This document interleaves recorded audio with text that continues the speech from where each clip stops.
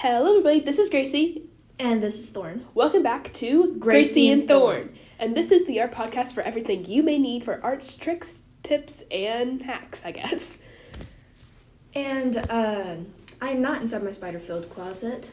Because we moved! Go check out Captain Equine's season finale to see a couple more details on that, or go check out the video that we're going to be posting later this week on it.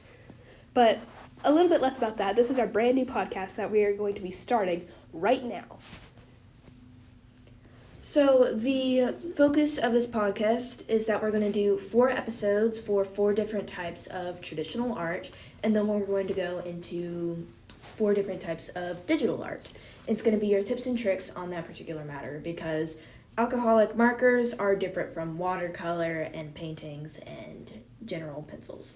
And we're only going to be talking about things that we have experience in, so if y'all want us to try out other things, write it down in the description below, and we'll sort of go and see how we can learn how to use those.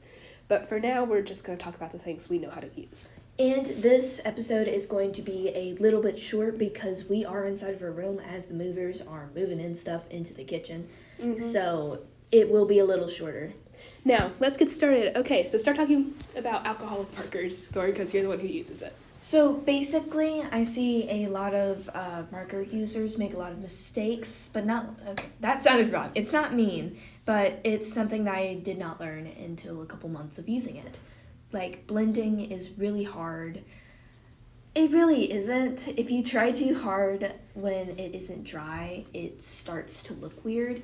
But if you have a colorless blending marker, just really aggressively blend that. Not until your paper breaks, obviously. But, yeah, when it dries, it will blend. You just have to basically have 5 different colors to blend into a different one. The first color, the second color, the mid-second color, and then the final one. You don't have to do the final one, but it makes it a lot more seamless. Okay, now we're sort of going to talk a little bit about what do you recommend, you have it written down, talk. Okay, so the markers that I use are Copic, and it's fine if you use other different types of markers, but if you are, I would not recommend Crayola because they do not have a arrangement of colors that are very easy. They don't have 5 different types of purples blending into pinks. Unless you buy like one of those $2,000 packs. And the hues are all different.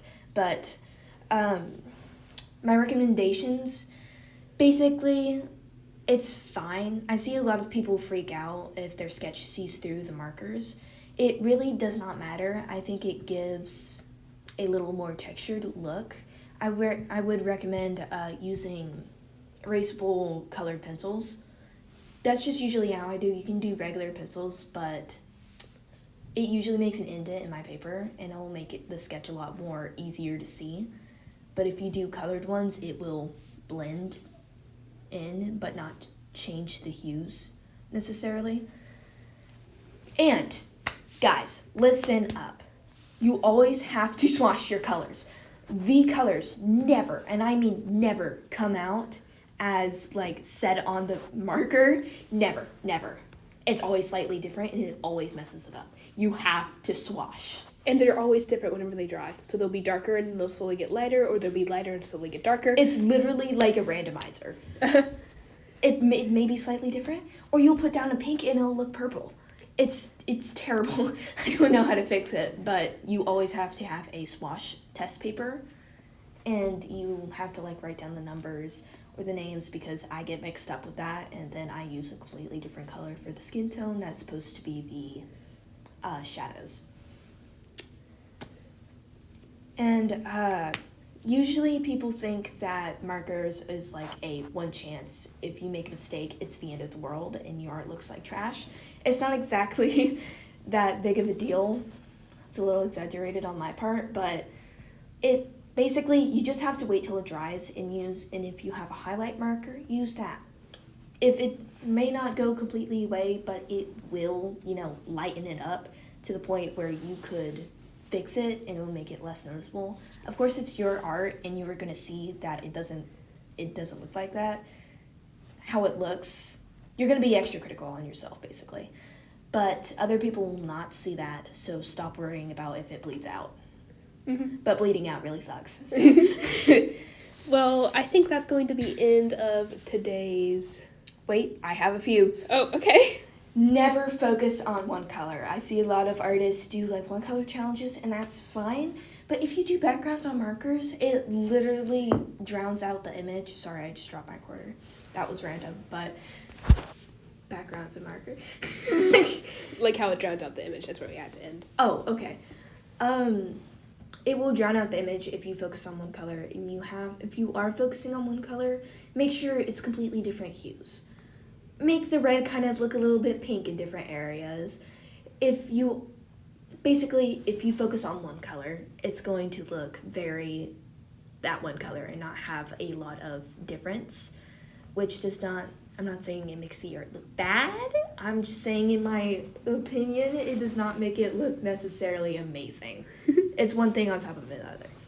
Also, if people have a light style, they do very light things and do brown line art. And basically, if you have a very light style, you really need to go heavy on the black if you want it to stand out. Because a lot of markers, they usually blend, and it will really just blend. It will blend until it stops blending, and it's a lot of blending, basically. And it will make your image look very light. Always pick the darker color than you actually think you need. And swatch it first. Swatch it. And, Swatch. Okay, well, that's going to be the end of the first episode of the Art Tricks sort of podcast thing. There is going to be a poll out on our community tab for the name of this podcast, so go check that out and vote. always wash your colors. Bye!